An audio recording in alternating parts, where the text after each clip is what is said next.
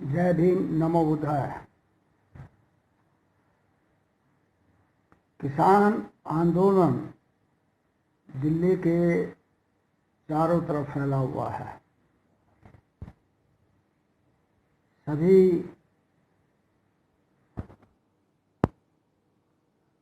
जो उसकी परिधि है उसके चारों तरफ किसान आंदोलन है और ये लगभग 48-49 दिनों से वहाँ पर मौजूद है। लोग, युवा, वृद्ध, बच्चे, स्त्रियां वहाँ पर डटे हुए हैं, इस भयंकर सर्दी को झेल रहे हैं और इस भयंकर सर्दी का वो शिकार भी हो गए हैं। लगभग 70 किसान अपना जीवन गंवा चुके हैं। सरकार ने इस समस्या के समाधान के लिए सुप्रीम कोर्ट में अर्जी लगाई और सुप्रीम कोर्ट में सुनवाई शुरू हुई, लेकिन जो वहाँ सुनवाई हुई उस सुनवाई में कहीं पर भी नहीं लगता कि सुप्रीम कोर्ट किसानों के बारे में चिंतित है, उसकी अवस्थाओं के बारे में चिंतित है, या फिर वो उन कानूनों के बारे में कोई निर्णय लेगी जिसको किसान काला कानून कहते हैं और अपने लिए मौत का फरमान मान रहे हैं। सुप्रीम कोर्ट ने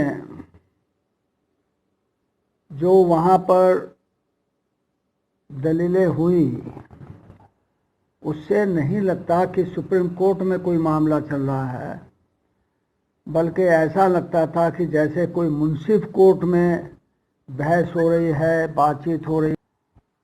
तो ऐसा नहीं प्रतीत हो रहा था कि ये कोई मामला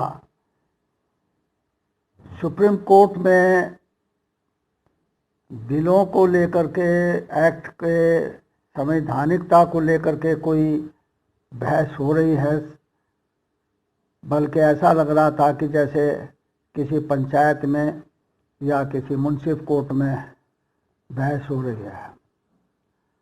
सुप्रीम कोर्ट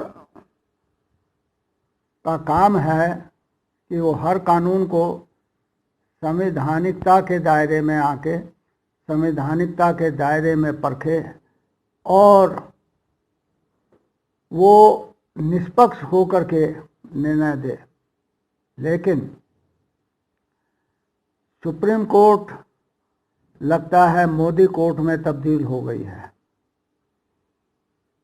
जैसा सरकार चाहती है उसी के अनुरूप वो अपना निर्णय दे देती है। अभी तक 6 सालों में ऐसा कभी नहीं हुआ कि सुप्रीम कोर्ट ने केंद्र सरकार के खिलाफ जाकर के कोई निर्णय लिया हो या जजमेंट दिया हो। इस मामले में भी ऐसा ही हुआ है। कहीं सुप्रीम कोर्ट के जजों का ये सोचना तो नहीं है कि हम रिटायरमेंट के बाद में सरकार से कोई तमगा पाएँ या सरकार से कोई विशेष पद पाएँ, जैसा कि रंजन गोगोई के मामले में हुआ।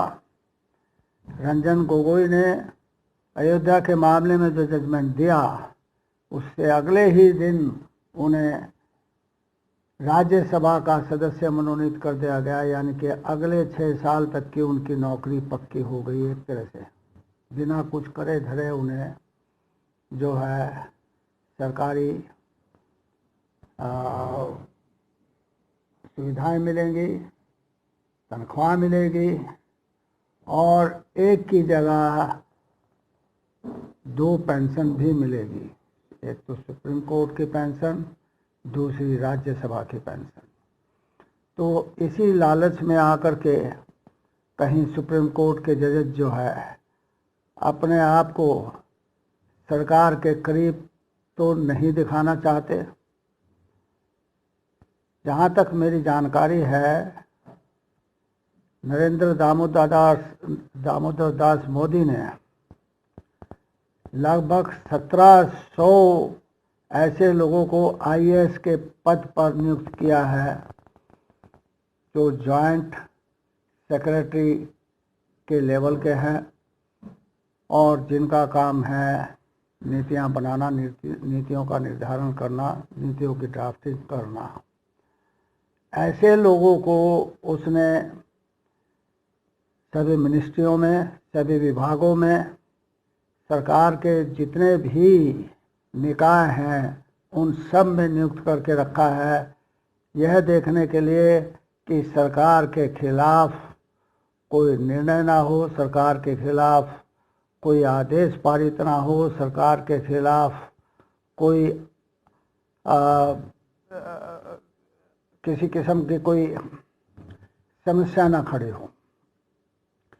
मैं समझता हूँ कि सुप्रीम कोर्ट के लिए भी उन्होंने कुछ लोगों को इस तरह से नियुक्त कर रखा है जो वहाँ सरकार वर्सेस पब्लिक के मामलों में पूरी निगरानी करती है, पूरी देखभाल करती है।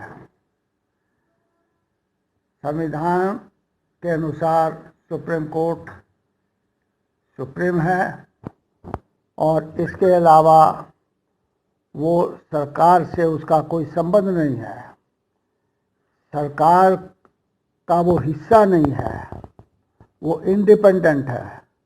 और इंडिपेंडेंट होने का मतलब है उसको सिर्फ कानून के दायरे में, संविधान के दायरे में ही अपना निर्णय देना चाहिए, जो मोदी सरकार के रहते पिछले 6 सालों में नहीं हुआ है। ये जनता के साथ एक धोखा है, किसानों के साथ एक धोखा है।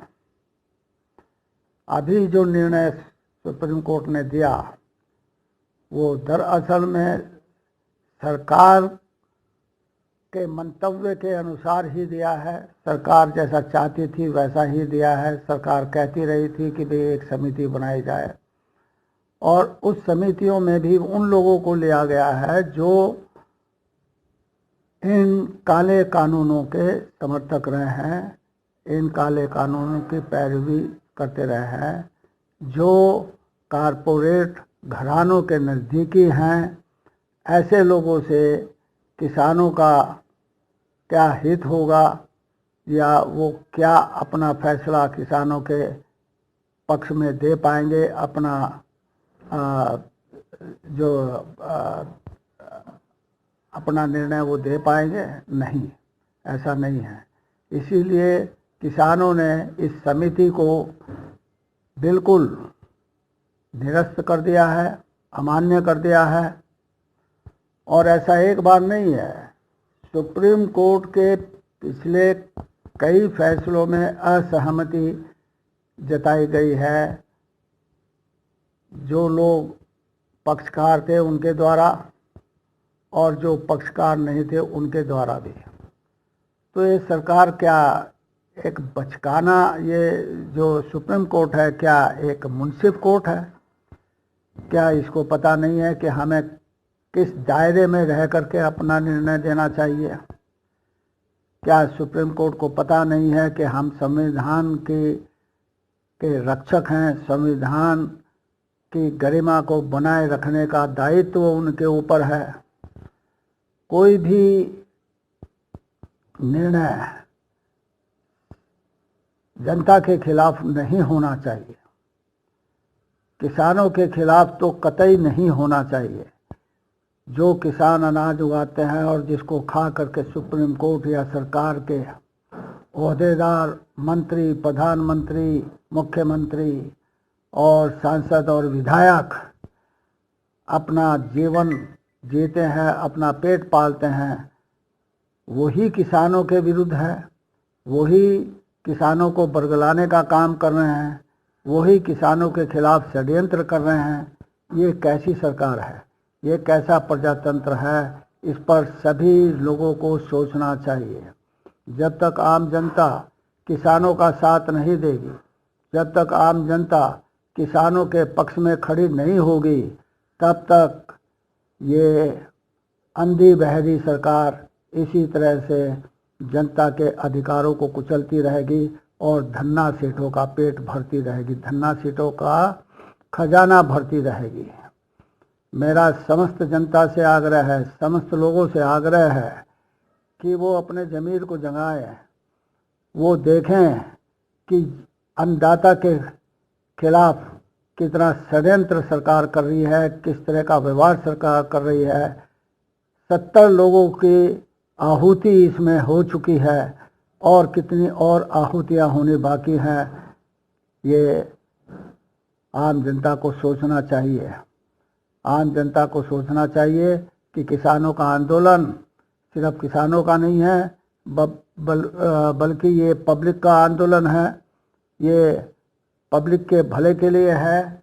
अगर किसान इसमें हारते हैं तो जनता हार जाएगी, जनता इन कारपोरेटरों के रहमो करम पर आ जाएगी और जीवन जो है बहुत ही कष्टमय, बहुत ही दोजख भरा हो जाएगा। ये आम आदमियों को सोचना चाहिए। हमारा फ़र्ज़ है कि हम किसान भाइयों का साथ दें, हमारा दायित्व है कि हम किसान भाइयों का साथ दें, हमारा कर्तव्य है कि हम किसान भाइयों का साथ दें। अगर हम संविधान को मानते हैं, अगर हमारी आस्था प्रजातंत्र में है, तो हमें किसान भाइयों का साथ पूरी निष्ठा से, पूरी संवेदना से और पूरी सच्चाई से देना चाहिए। जय भीम, नमो बुद्धाय।